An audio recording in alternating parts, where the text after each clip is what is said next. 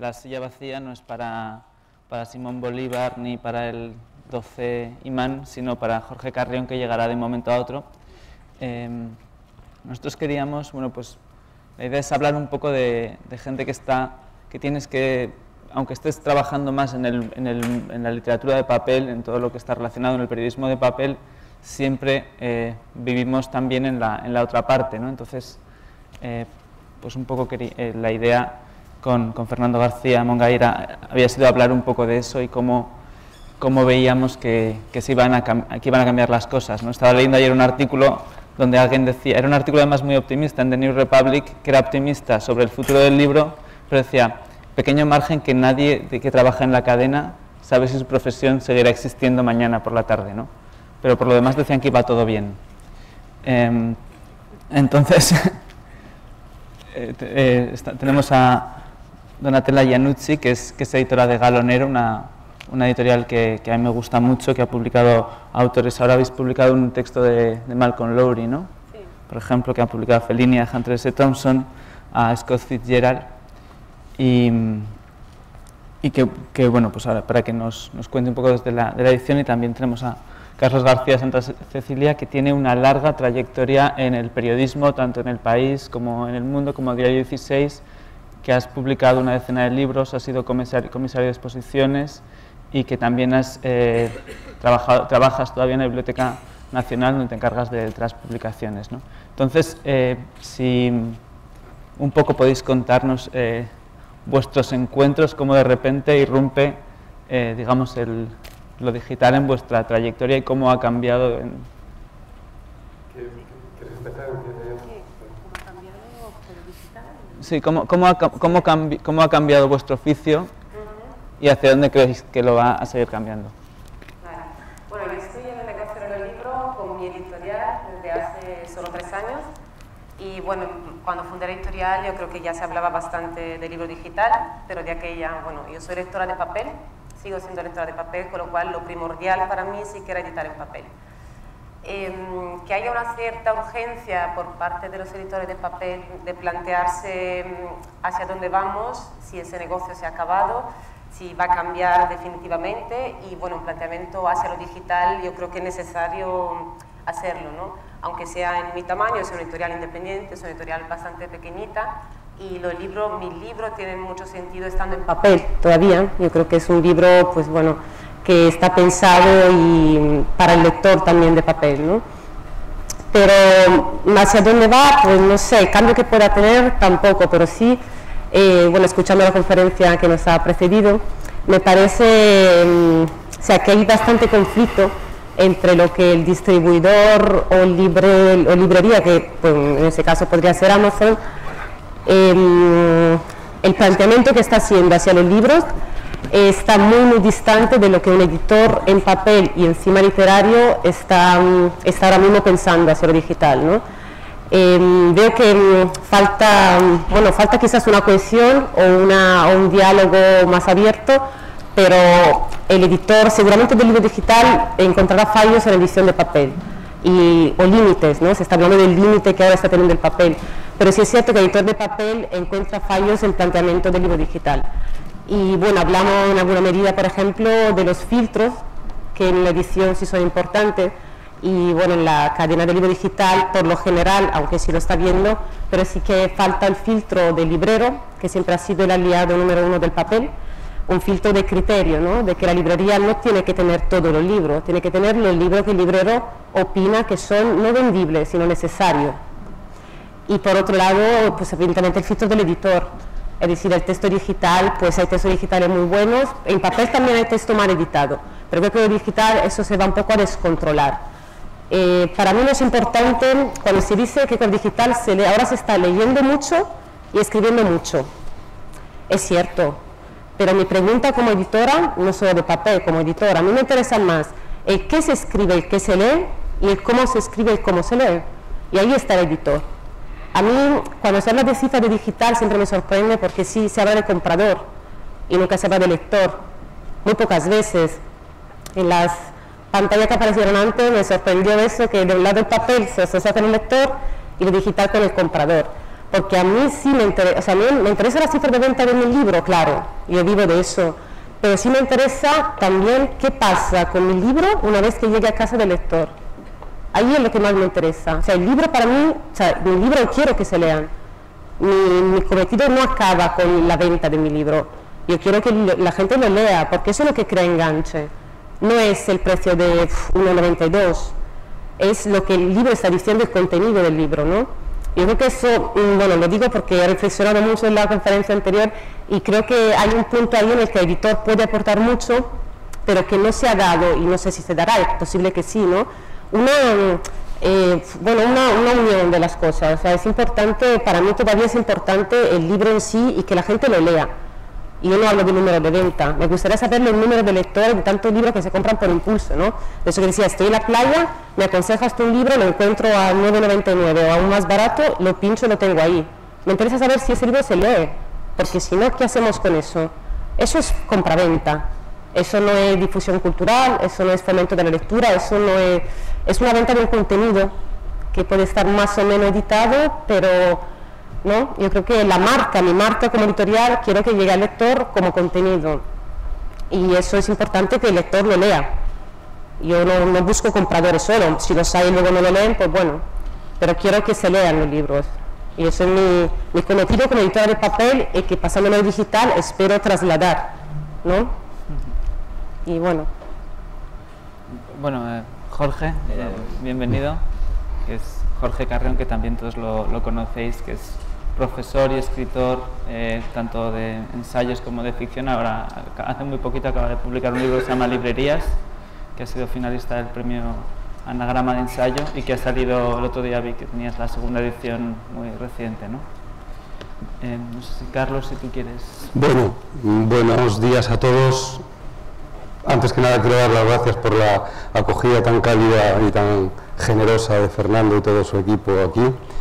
Bueno, yo creo que mi papel aquí yo no puedo aportar más que como usuario, yo diría que rudimentario, algo sobre las nuevas tecnologías, pero sí un factor que me parece que es conveniente tener en cuenta cuando se hace un análisis con la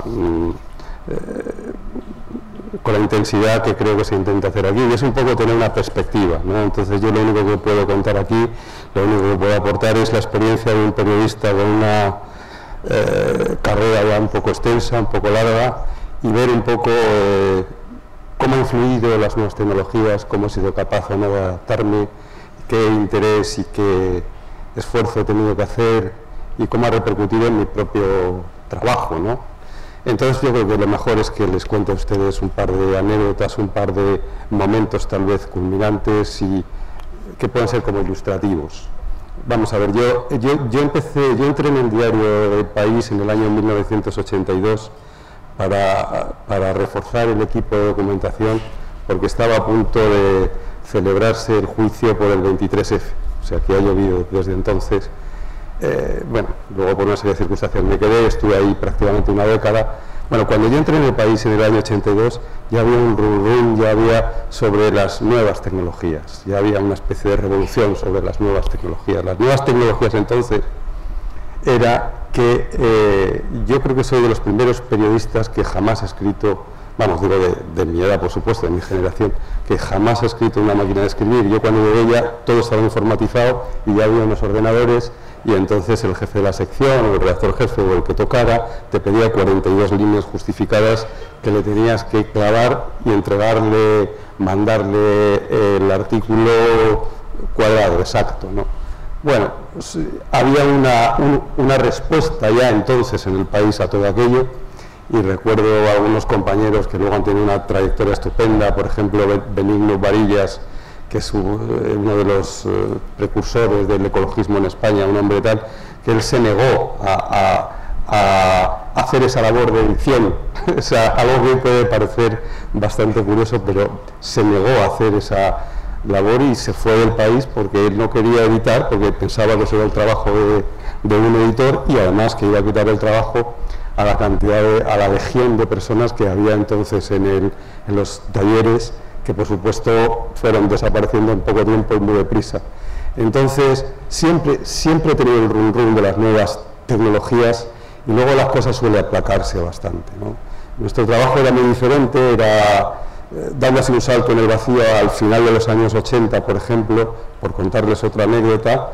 En el año 89, me parece que fue, hubo unas elecciones generales, yo estaba entonces en la sección de cultura, hubo unas elecciones generales, que son las últimas que ganó Felipe González, y entonces Carlos Yarnoz, que era entonces el redactor jefe de Nacional, pues buscaba un equipo para hacer la cobertura de todas las elecciones. Por supuesto, pues las compañeras como Quina Prades, Anabel Díaz, que son las que se han dedicado a la política, iban con el PSOE, iban con el PP, pero había otra serie de partidos así un poco,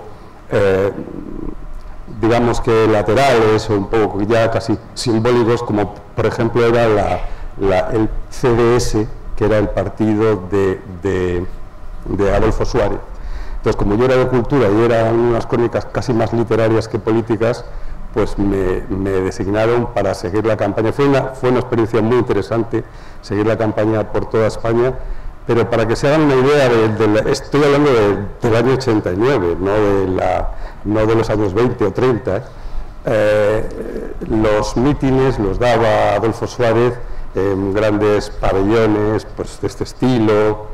Y entonces, bueno, pues a las 8:30, a las 9, antes de los telediarios, hacía la aportación de ese día o la contestación al otro político, etcétera, etcétera. Yo tenía, como se puede imaginar, un espacio muy reducido y por el que tenía que luchar mucho, porque lo que me interesaba era el PSOE y el PP. Esto todo es, pero bueno, la verdad es que la figura de Adolfo Suárez siempre me ha parecido muy literaria, sobre todo si iba con su compañero Rodríguez Sahagún recorriendo los pueblos de La Mancha como Don Quijote y Sancho, y bueno, tuve un recorrido aquello. Pero a donde voy, lo que les quiero contar, cuando terminaba el mitin, o ya estaba muy enfilado, ya veíamos un poco, ya había lanzado su mensaje, mi misión, lo que hacía yo y lo que hacíamos todos los compañeros es dejar el pabellón, echar a correr, buscar un bar cercano, un bar que tuviera un teléfono que no estuviera ocupado y que funcionara.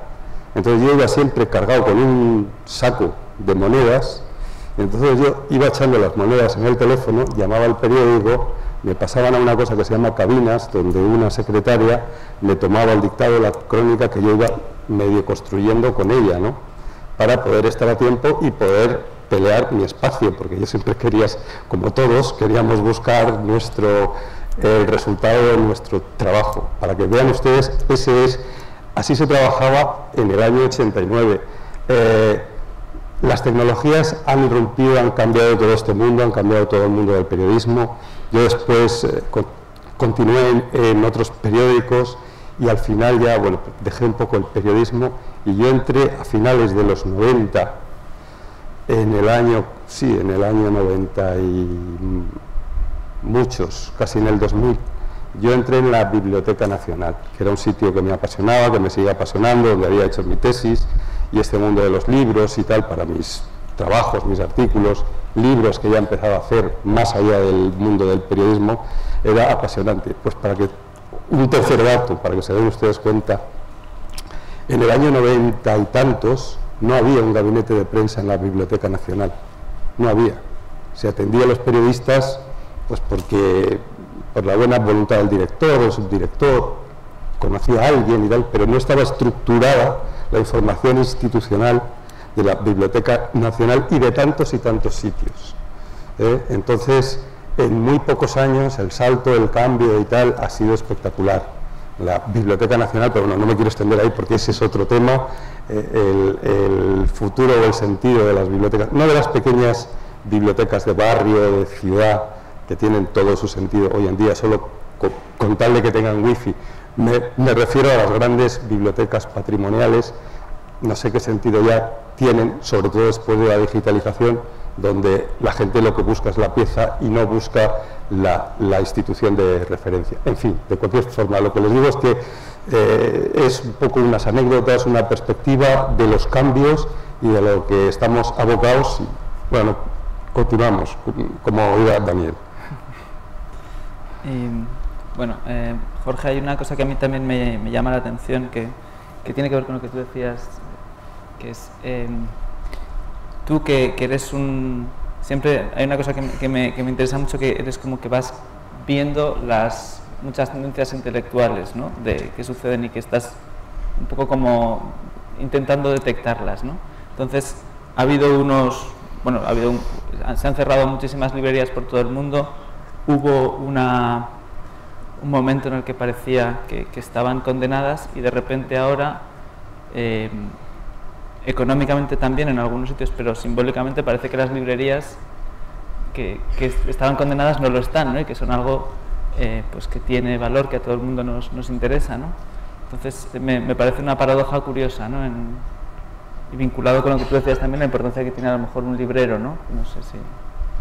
Sí, de hecho, no se oye, ¿no? No.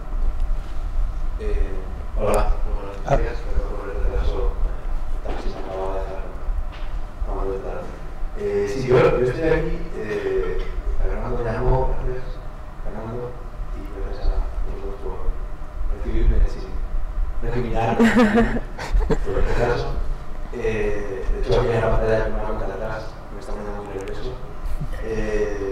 Fernando me llamó por este libro último mío, Librerías, y desde que me invitó he tratado de pensar un poco en el libro, en librerías, pero también en mi libro anterior, que se llama Mejor que ficción, y que es una antología de crónicas de periodistas y escritores latinoamericanos y españoles, porque los dos libros tienen, yo creo, dos características en común, que son lo que tú comentabas: los dos son vueltas al mundo, se puede leer como vueltas al mundo, uno de los antologados, el otro mía. Yo, digamos que he viajado por varios sitios buscando las librerías más importantes, más sintomáticas, más interesantes. Y este concepto de antología me interesa mucho y se vincula directamente con lo que tú estabas comentando. Hace un par de meses, en una librería de Palma de Mallorca, me compré este libro que no lo conocía, La historia de la Biblia, de Karen Armstrong. Y leyéndolo descubrí algo que yo no sabía, que es que la Biblia no es un libro, es una biblioteca. No solo que la Biblia no es un libro, sino una biblioteca, sino que la Biblia es un proceso que duró 8 siglos, y ahora lo que leemos es una antología que muestra las ruinas de ese proceso de 8 siglos, que se puede leer como una librería en el sentido que fue un proceso de negociación textual, de destrucción y de escritura literaria de textos muy diversos que finalmente han encontrado un contexto óptimo de difusión que llamamos Biblia o Sagradas Escrituras.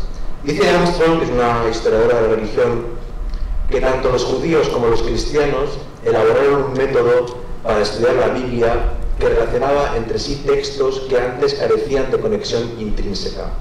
Al derribar continuamente las barreras de la diferencia textual, alcanzaron una extática coincidencia oppositorium también presente en otras tradiciones sagradas. Es decir, que la mayor parte de los libros sagrados son antologías y no son libros. Los llamamos libros por llamarlos de algún modo. Es bonito pensar una vez más en qué es una librería. Y una librería es una antología, es una selección. Es decir, yo creo que si las librerías tienen sentido todavía es porque Amazon y otro tipo de plataformas quieren ser abarcativas, quieren ser exhaustivas, no quieren caer en la selección. De hecho, Amazon ni siquiera es una librería, es un supermercado o un hipermercado donde puedes comprar una bicicleta, un monopatín o un dron. Usted se puede comprar un dron en Amazon y sobrevolar su jardín y filmarse desde arriba con una cámara en un dron de $80 comprado en Amazon.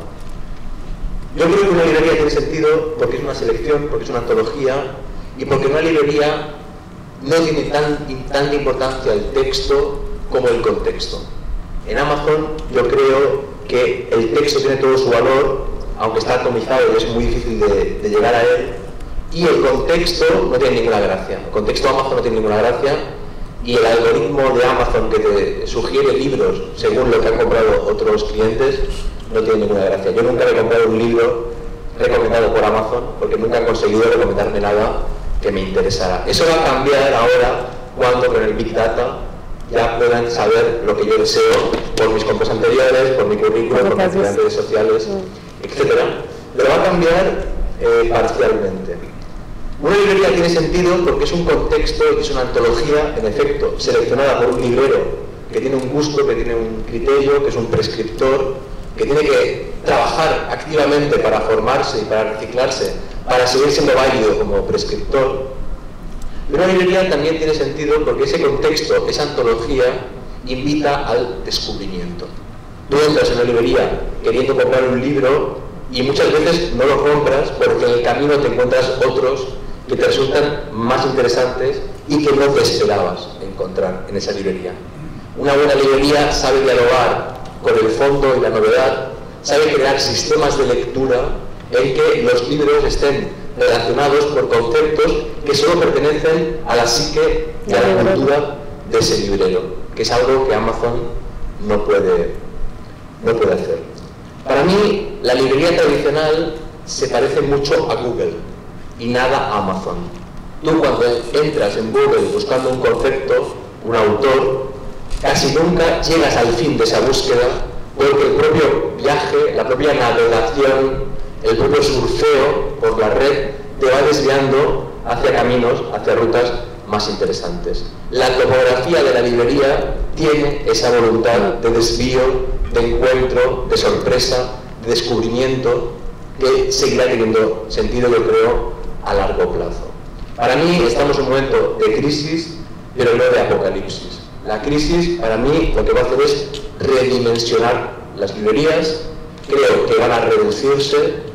Creo que los libros que puedes leer en un ebook, que puedes encontrar fácilmente, que son muy visibles, los vas a leer en formato electrónico, y que los libros que en cambio son minoritarios, son exquisitos, son sofisticados, tienen circuitos más ocultos, más propios de la complicidad de un librero, lo vas a encontrar en librerías que van a ser más pequeñas, que van a ser más acogedoras, que se van a parecer a lugares de encuentro, a carabasares, a posadas, a tiendas de delicatessen, a lugares donde vas a sentir realmente acogido y donde vas a ir a descubrir lo que no puedes descubrir en casa, en Internet. En este mismo libro, Karen Armstrong dice: los seres humanos buscan el éxtasis, un salir fuera de sus experiencias normales y mundanas. Cada vez hay más hoteles del mundo donde hay una zona, un jardín, un hall, donde no hay wifi. Se está volviendo de buen tono, se está volviendo sofisticado y elegante que haya zonas de tu vida donde no puedas estar conectado. A mí me está estresando esta pantalla, con la puerta atrás. En mi casa me estresa tener internet en 4 o 5 dispositivos por la casa y cada vez me cuesta más leer libros y disfrutarlos en casa. Busco el éxtasis, me voy fuera de casa a un café a leer, no tengo internet en el móvil por esa razón y acepto siempre que me invitan a cualquier sitio de España, como Barbastro, porque en el tren voy a poder leer sin estar conectado a internet.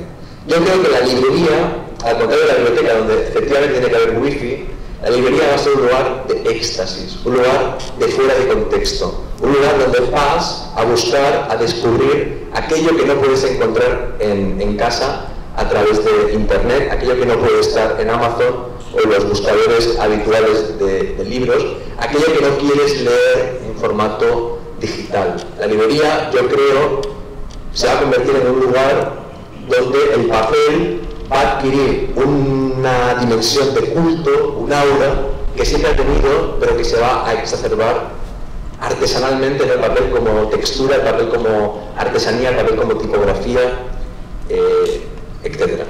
De modo que sí que creo que las librerías tienen un futuro, pero redimensionadas, y creo que además lo que va a ocurrir y está ocurriendo, y debemos potenciar, yo lo he visto con mi libro presentándolo por España, es que las librerías se van a convertir en templos emocionales, lugares donde se estimula nuestro recuerdo de las librerías, y por eso estoy empezando a defender que, además de un programa de fomento a la lectura, que es intrínseco de la educación primaria y secundaria, yo inventaría un programa de fomento del libro como objeto, para que los niños vayan a las librerías desde pequeños con sus padres a que les cuenten cuentos o con sus maestros a conocer ese espacio, y para que valoren la existencia del libro como objeto, para que aprendan esta doble convivencia nuestra cotidiana que es la física y la virtual. No sé ustedes, pero a mí me cuesta mucho emocionarme en Facebook. Aprendo mucho en Facebook, me divierto mucho en Facebook, me irrito bastante en Facebook, me enfado, me cabreo, me estreso con las pantallas, pero la emoción todavía tiene una reserva táctil, corporal, visual, que las librerías creo que deben potenciar y estimular. Además, si me dejas añadir una cosita solo, como comentaba el otro día un amigo con bastante gracia, para los que somos adictivos de la lectura, y yo creo que no podría estar 3 o 4 días sin leer, hay una pregunta en el ambiente por todo este mundo que nos envuelve, ¿no? ¿Y si se va la luz? ¿Qué hacemos? Hay que tener libros en papel. Si quieres seguir leyendo, se puede la luz. No, las velas no. Bueno, una cosa no se ve muy bien desde aquí, pero si cualquiera quiere hacer alguna pregunta, yo creo que estáis más que invitados. Bueno, estaba citando de la Biblia, y me gusta mucho una frase de Maimónides que dice: el Mesías vendrá, pero podría retrasarse, ¿no? que parece que explica muchas cosas. Porque a veces tienes la sensación de que en ocasiones se culpa a las editoriales, pero creo que no es cosa de las editoriales de ser demasiado cautelosas, ¿no? Pero dices, el libro digital está llegando, pero parece que muchas veces no acaba de llegar, ¿no? O sea, yo veo las cifras de las traducciones que hago, de los libros porque yo creo que no tengo libros en edición digital, pero de las ventas de escritores amigos míos, y el porcentaje ese todavía es muy, muy pequeño en España, ¿no? Sí, es pequeño. Pero, bueno, a ver, culpa de los editores no es una culpa. O sea, yo creo que lo natural en el mundo de la edición es que inicie eso sean los grandes. Eso ha sido así de toda la vida, entre otras cosas porque el ponerse ahí a hacer prueba, control, funciona o no funciona, eso una editorial pequeña como la mía no podría hacerlo. Entonces yo creo que no es tanto, o sea, no es una culpa, pero creo que es un poco estar ahí mirando a ver qué pasa. Y ya se han visto pues varios experimentos que han fracasado, uno se pregunta por qué han fracasado, ¿no? Y también, pues en el caso de mi editorial, y conozco editores que tienen un perfil muy parecido a mi editorial, a mí me gustaría lo que decía Jorge, ¿no? A mí me gustaría estar en un portal, o sea, vender contenido digital, contra el cual no tengo ningún problema, porque yo editaría el libro y controlaría el contenido, ¿no? Pero que el portal que tenga que gustarme, que sea un portal acogedor, que sea cómodo, y que no compita, como estamos escuchando aquí, con otros, con un videojuego de repente al lado, con mucho color, ¿no? Y eso no, o sea, yo eso no lo veo muy claro para mi libro. O sea, me gustaría que, como yo cuido lo que es el libro, la experiencia táctil que tiene el lector con el papel y con todo lo que rodea el libro, la experiencia olfativa, todo eso que ya no va a estar en lo digital, pero por lo menos que los libros que yo hago, pues que estén en un sitio en el que yo me sienta cómoda, como a mí me gusta que estén en librería la que a mí me gustan. Es decir, a mí la ilusión que me hace entrar en una librería de la que he sido compradora y ver de repente mi libro a la venta, pues claro que me hace ilusión. La misma ilusión me haría ver un libro digital contado en un portal al que yo misma tengo algún rechazo visual, sí me costaría, de momento, ¿no? A lo mejor luego nos acostumbramos a eso y bueno, parece que todo va bien, pero sí es verdad que son portales donde lo que importa realmente es el flujo de gente que está entrando, no está importando lo que estén comprando. O sea, es importante que haya gente todo el rato entrando y que saltes, como decía, la competencia que hay con otro tipo de ocio, ¿no? Que tú de un libro de repente te pones un videojuego. Hombre, yo dudo que entre un libro y un videojuego gane un libro. Lo dudo porque el libro hay poca gente que lee y mucha gente que juega. O sea, eso tampoco lo vamos a poner a competir porque el portal venda todo eso, no va a estar en competencia, ¿no? Yo creo que el libro tiene que estar en su sitio donde la gente sabe que están los libros y donde va a entrar la gente realmente interesada en los libros. Lo otro, pues que pase un momento por la página y vean una cubierta mía por ahí, eso no quiere decir que lo vayan a comprar. Ni ahí ni en una librería tradicional, ¿no? Eso no sé si me interesa estar al lado de un videojuego. o de otro tipo de portal de compraventa de ropa o zapatos. No creo que sea un sitio adecuado para 1000 libros. ¿Vale? También aquí hay mucha diferencia, muchos matices, porque habrá libros que sí pueda competir quizás con videojuegos, ¿no? Habrá libros que lo digital se va a sofisticar tanto que quizás te permita ser tan interactivo que el libro va a parecer un videojuego. De hecho, cuando se habla de esa interactividad del libro, yo creo que todo está pensado mirando al éxito que tiene el videojuego. No está pensado para que el lector disfrute más, sino que para que la experiencia se le parezca algo que le es tan familiar y que percibe como algo fácil, ¿no? Ponerle algo lúdico. Eso de ponerlo lúdico para dar algo que tenga espesor es lo que hay que aceptar en la cultura en la que estamos, donde hay una limitación intelectual importante, ¿no? Yo creo que es un poco el resumen del problema del libro, la falta de lectores y la falta de conciencia lectora y espesor intelectual en general. Esto creo que es muy interesante lo que comentas del portal amable, porque en efecto hay que crear contextos de amabilidad y de comentario. Yo tengo amigos que viven en pueblos y Amazon les ha salvado la vida, porque pueden leer cualquier cosa y antes tenían que desplazarse o esperar a un viaje para poder comprar, o esperar las semanas que tardará el envío de los libros. Lo que no existe, o quizá existe, probablemente exista, yo no lo conozco, son portales que sean clubes de lectura. Es decir, si tú tienes un club de lectura porque vives en Madrid o en Barcelona o en Nueva York, de tu nivel, de tu horizonte de expectativas, estupendo, pero si no lo tienes porque vives en un pueblo, porque estás exiliado, expatriado, porque lo que fuera, que haya un lugar donde tú puedas acceder a una comunidad de interlocutores, de cómplices que quieran comentar contigo a tu nivel, en tu idioma, ese libro. Si ese portal pone a la venta los libros digitales y esas 10, 15, 30, 100 personas lo compran en ese portal, el beneficio, creo, revertiría en la propia dinámica de crear un diálogo y una conversación interesante. Sí, eso parece claro, ¿no? El mundo virtual, el mundo digital debe descender también un poco al contacto humano, y en esa combinación, en esa clave, yo creo que es donde está el futuro. Sí.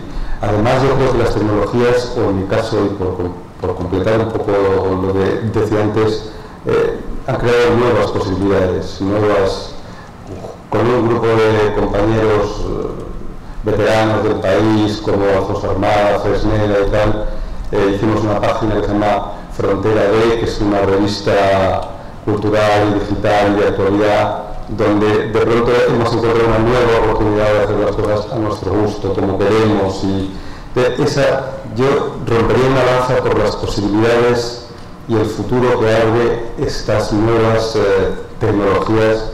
Antes los medios estaban muy constreñidos en manos de muy determinadas personas, y hoy es posible estar, hacer, salir, tener un desarrollo, cosa que no había antes. O sea, que el futuro es muy prometedor, y por lo menos para mucha gente pues es una nueva oportunidad de hacer cosas, y muy diferentes además, y mejores. Pero bueno, podría ser, eso quiere decir, no, una cosa, que me hace siempre me hace reflexionar eso, ¿no? Porque se dice, porque las nuevas tecnologías verán un futuro tan prometedor, pero es curioso, como por ejemplo, tú eres periodista, en el caso, nosotros somos periodistas, en el caso del periodismo, parece que ha sido inversamente proporcional el avance de la tecnología con la calidad del periodismo. O sea, ¿nos dais cuenta que la tecnología corre y el periodismo está en un estado ahora mismo lamentable? Con toda la herramienta tecnológica. Sí. Sí, ¿tú crees que está? No hablo de digital, pero hablo de lo que es el periodismo, que se supone que el papel, que tiene que dar el salto con esa nueva tecnología, el salto a una mejora, se han mejorado las condiciones de trabajo del periodista, estamos de acuerdo. Que la nueva tecnología mejore solo por ser tecnología los contenidos, lo que se está produciendo, no estoy de acuerdo. No. O sea, es una mejora práctica que no interesa. Yo creo que interesa, pero no tanto. Es la divulgación, vamos a ver, es la divulgación. Ahora mismo el mejor periodismo, sin duda alguna, a mi modo de ver, se está haciendo en la red, y sobre todo en Latinoamérica. En revistas como El Malpensante, hay como Etiqueta Negra, hay media docena de revistas excepcionales en diferentes, donde se está haciendo el buen periodismo, y eso es una cuestión de talento. Entonces, ¿qué posibilidades tenía un periodista colombiano o ecuatoriano hace 10 años de salir del entorno? Solo podía colocar una columna o dos en el periódico de su ciudad. Hoy en día, esa crónica, y hay muy buenos escritores y muy buenos periodistas, tienes la posibilidad de que llegue a todo el mundo virtual. Sí, pero lo que llegar es que llega. Sí, o sea, que no es solo difusión. Sí, ¿no? pero llega al trabajo, llega a la que se crónica. difunda algo malo, por ejemplo. Claro, ¿no? claro. La difusión va en los dos lados. Sí, claro. Se difunde todo. Todo Todo lo se bueno y lo difunde. malo, claro. Volvemos a los filtros, se difunde todo. Sí, sí, lo malo y lo sí. bueno. Sí, pero, sí. pero son los filtros también, es cierto, desde que en los años 80 empiezan a hacer programas de maquetación mucho más sencillos, eso también ha permitido que existan editoriales mucho más pequeñas que publican en libros físicos que antes no podían, ¿no? Porque ahora a lo mejor una o dos personas podéis hacer un libro y antes era un trabajo mucho más no, es una mejora, sí. Hay mucho más ruido. Se podría democratizar eso en cierta manera. Pues, Sí, sí. Sí. No sé si alguien quiere decir eso. Sí, me gustaría preguntarle a la doctora.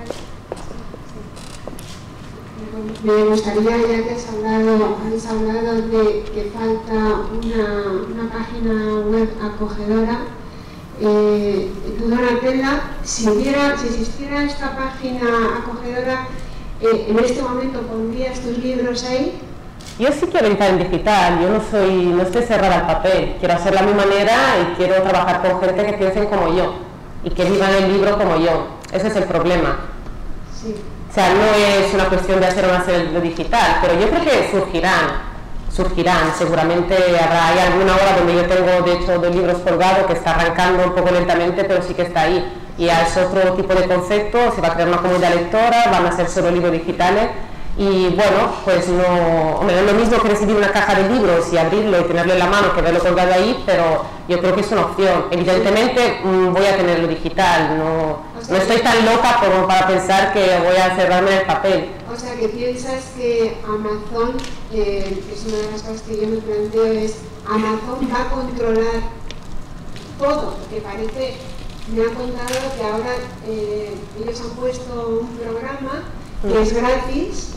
La misma página, yo no me he metido, me lo han dicho, que todos los editores que quieran publicar algo y hacerlo digital, se meten ahí, por lo visto es fácil, y entonces claro, yo cuando vi esto digo, entonces es que va a controlar todo, me quedé impresionada, digo, hay posibilidad de que existan otras páginas que no estén controladas por Amazon. Bueno, surgirán, eso es así, es decir, surgirán. Lo que pasa que siempre antes surge un modelo que es mayor, que lo come todo, pero es una cuestión de inversión económica. Es decir, no es fácil montar un portal paralelo a Amazon que encima de la competencia es complicado. Es complicado porque Amazon, claro, lo que decíamos, no tiene solo el libro, es un portal donde todo el mundo cae y eso es así. Y bueno, hasta que haya el precio fijo en España creo que todavía se puede aguantar, ¿no? Porque los datos que vimos antes, se hablaba de Estados Unidos, de Inglaterra, pues bueno, sin precio fijo Amazon arrasa, pero aquí yo creo que todavía está muy tímido porque nosotros tenemos un precio fijo. Y en fin, bueno, de los precios ya habrá otra. Pero Amazon de momento evidentemente ha aterrizado en España para hacer las cosas, bueno, las hace con su filosofía y totalmente aceptable, pero yo no comparto mucho ni el estilo ni la filosofía, pero bueno. Sí, pero entonces hablando del precio fijo, ¿tú estarías interesada en colgar en una página web acogedora tus libros por mitad de precio? Porque este es el problema que está habiendo, ¿no? Vamos, yo como lectora, cuando ha hablado el presidente de Amazon en España, bueno, estaba completamente de acuerdo. O sea, que es una desesperación que tú vayas a buscar un libro y que sea igual que el papel, ¿no? Porque no igual no puede ser, pero el libro cuesta lo que cuesta. Yo reivindico el precio del libro. El libro es muy caro de hacer. El hecho de que del papel salta al digital, eso no quiere decir que hay una parte del derecho de autor, una parte del derecho del traductor, una parte de la... o sea, un libro cuesta hacerlo, cuesta mucho hacer un libro. A veces quiero hacer un cartelito que saldrá solamente de lo que cuesta un libro. El libro cuesta lo que cuesta. Y el problema es que el cliente en Internet le hemos mal acostumbrado a que el producto de Internet, el producto digital, tiene que ser barato. Y el de Amazon sugería el libro que se pone caro, instiga la piratería. Bueno, a mí me parece un disparate terrible, porque la piratería siempre ha existido antes del libro digital. Se pirateaba el papel, si no vete a México y en Latinoamérica se piratea, o sea, no es el mismo público, no es el problema.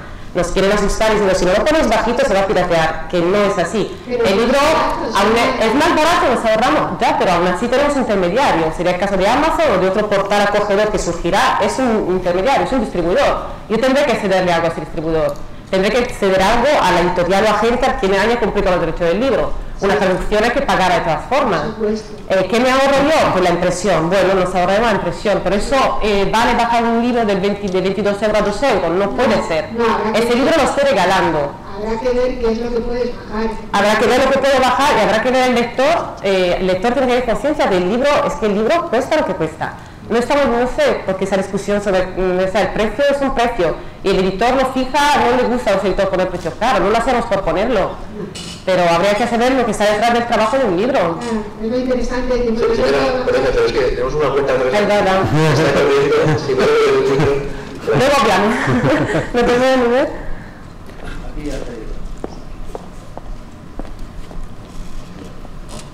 Bueno, me interesaba un poco el debate que estabais llevando de la difusión y el medio rural. El medio rural en el que nos encontramos, por ejemplo.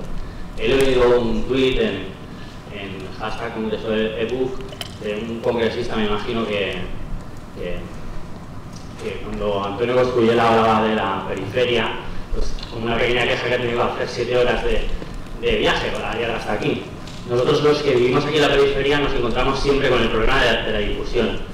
Si no es a través de las nuevas tecnologías, pues muchas veces no tenemos acceso a esa difusión.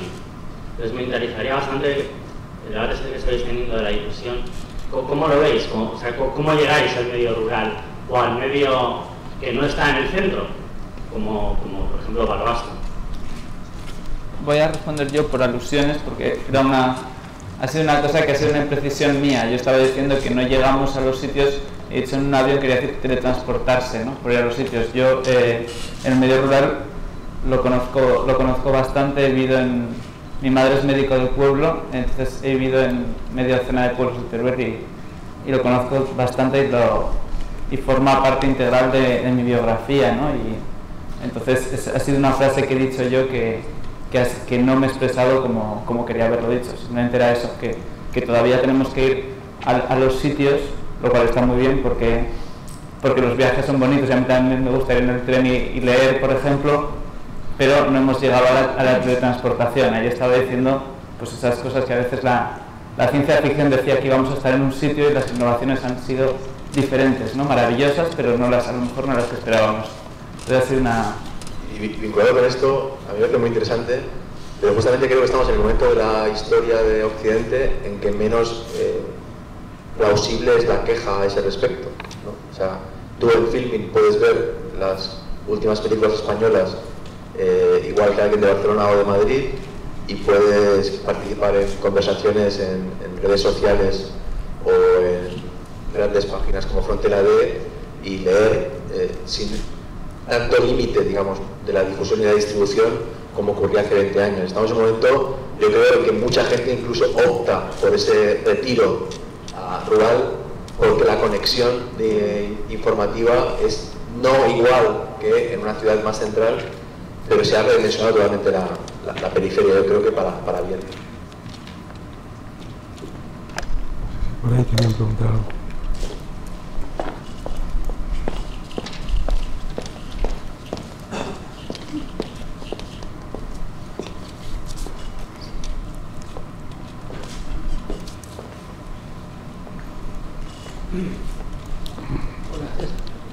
Sí, estabais hablando un poco que os gustaba ir en el tren, ¿no? Yo, a ver, voy por otro lado. Creo que la escritura y también la lectura es un hecho que se produce mayoritariamente en soledad, ¿no? Que un poco como que te encierras aunque estés con gente. ¿Cómo veis vosotros el tema este que se ha planteado antes de que puedes elegir, de que hay muchas distracciones en un dispositivo de lectura digital? ¿Crees que es beneficioso o no? El poder compartir en el mismo momento que estás leyendo, subrayar un párrafo. No sé, ¿no creéis que la lectura es un poquito un hecho más, un acto más reflexivo que pueda ser beneficioso, ¿no? No sé cómo lo veis vosotros, este tema de que haya más posibilidades de extracción a la hora de lectura cuando leemos un dispositivo con otras posibilidades. Bueno, pero irá cambiando, yo creo, ¿no? Yo creo que estamos a las puertas de una transformación social que no somos capaces de calibrar. Ahora yo por hablar un poco de la perspectiva, ¿no? O sea, por ver todos estos temas con perspectiva. A mí que me interesa mucho el mundo del libro antiguo, el mundo medieval, es lo que más estudio, más trabajo y tal. Yo busco denodadamente desde hace bastantes años, sin encontrarla, la crónica del monje que en un escritorio de la época vio llegar un día a un tipo habitualmente alemán, cargado de unas cajas tremendas, que iba de feria en feria, era un tipo muy estrafalario, montaba un chiringuito ahí y era capaz de meter un papel y con unas manchas negras imprimir eso. El monje de toda la vida que llevaba copiando y reflejando y decorando la palabra de Dios debió pensar que eso era una locura total, que ese tipo era un tipo que era un feriante sin ninguna importancia. El tema fue evolucionando. El feriante era capaz de imprimir 60 páginas en un día y con eso hacer un libro, mientras que los monjes tardaban mucho más. Luego el monje trató de aliarse con él y tal. Esta confrontación de estos dos mundos tecnológicos tiene su momento, pero ninguno de los dos, a mi modo de ver, era capaz de sospechar que pocos años después, o unos años después, el invento de la imprenta cambiaría el sentido de la humanidad, el sentido de la sociedad, de las relaciones, de la política, en la época del monje, solo muy determinadas personas eran capaces de leer y de acceder a esos libros, y no había más. Al multiplicarse todo ese mundo, es decir, la revolución de la imprenta fue espectacular, no en lo tecnológico, sino en lo político y en lo social. Y yo creo que esa es la perspectiva que debemos tener y ver que en el futuro, que dentro de unos años, da igual el libro que es más barato, más caro, y el aparato tal o cual, sino estamos ante un nuevo mundo político. Y eso es lo verdaderamente para mí esencial. En términos de lo que es simplemente la lectura como intimidad o la escritura como intimidad, yo también la veo así, pero entiendo que si ahora, cuando leemos según qué cosas que nos fascinan o que nos interesan, sentimos la necesidad de parar y tuitear o poner en Facebook una cita, que quizá eso es el inicio, quién sabe, de un nuevo tipo de lectura y de escritura más en comunidad, más extensiva, igual que un momento en que la gente dejó de leer en voz baja y lo hizo en silencio, quizá hay un momento en que estamos dejando de leer de un modo para hacerlo de otro. Creo que lo tengo yo.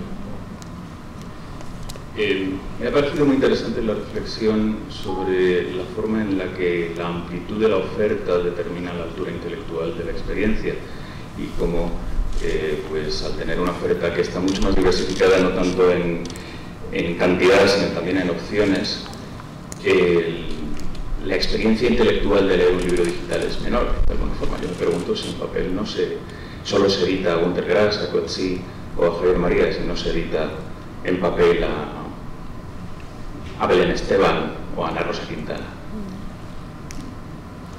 Bueno, yo puedo contar una experiencia muy brevemente. Nuestra revista Frontera D, lejos de competir con las demás, pensamos que es el momento de la alianza y de juntos poder hacer otro tipo de cosas. Entonces, otro tipo de revistas como Jot Down, que son los promotores de esta iniciativa, y una serie de revistas más, hacen todos los años una iniciativa que se llama Five, en la que 5 revistas digitales se juntan, hacen una selección y hacen un número en papel de todo lo que se ve en la red.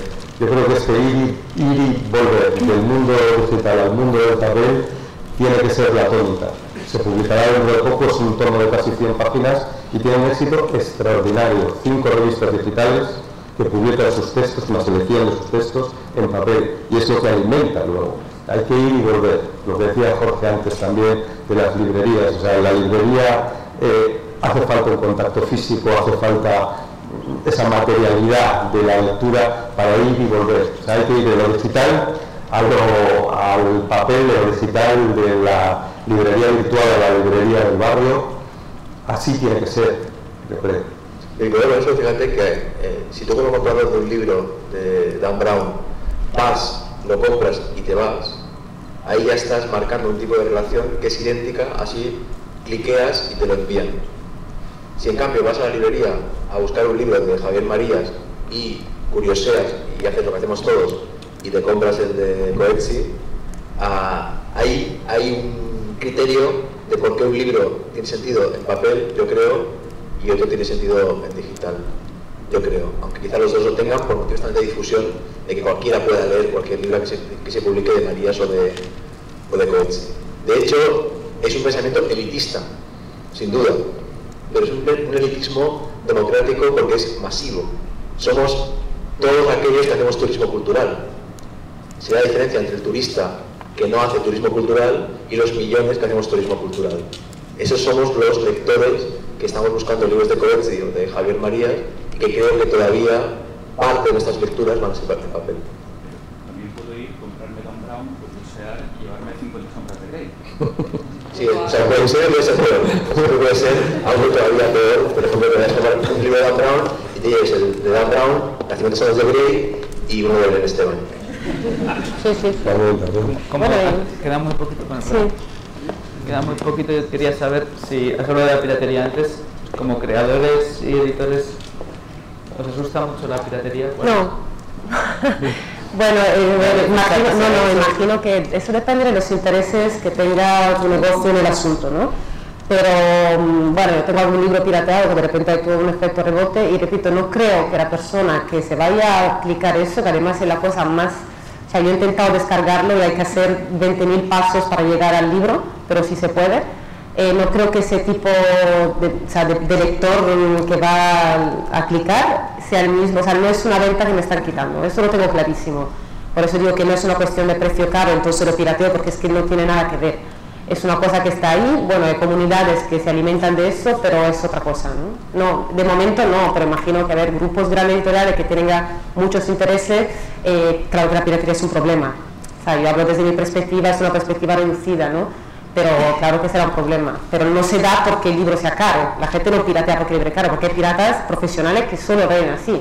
Y tienen ya desarrollado un tipo de cabeza como para leer ese tipo de archivo mal maquetado y lo acepta.